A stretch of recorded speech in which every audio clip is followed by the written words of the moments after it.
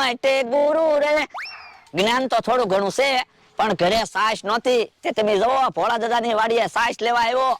ભોળા દાદા, એ ભોળા દાદા જાગો, હું સાસ લેવા આવ્યો.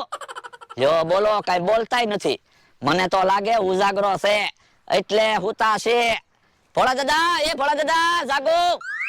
હે, કઈ બોલતા જ નથી. ટળી ગયા કે હું? હેલા ક્યાં છો? અહીંયા આવ તો. ભોળા દાદા કઈ બોલતા નથી. હે, એનો માણા હે કઈ બોલતો નથી ને ભોળા દાદા કઈ બોલતા નથી. ભોળા દાદા, હે લ્યો બોલો, ભોળા દાદા મમરાભાઈ બની ગયા કે હું? એ ના ના, હું મમરાભાઈ જ છું. તો પણ કેમ બોલતા નહોતા? હું ભોળા દાદા છું. ના ના, તો તમે તો ભોળા દાદાને બોલાવતા હતા, હું કામ બોલું? હવે ઈ વાત જવા દો. ભોળા દાદા ક્યાં? કોને ખબર, હું ક્યારનો વાડીએ આવ્યો, ઈવડે નહોતા ને એટલે હું ખાટલામાં હુઈ ગયો. તો એનો માણા? ઈ નથી. મને તો લાગે ઓલી વાડીએ ગયા છે. ઓલી વાડીએ તો હું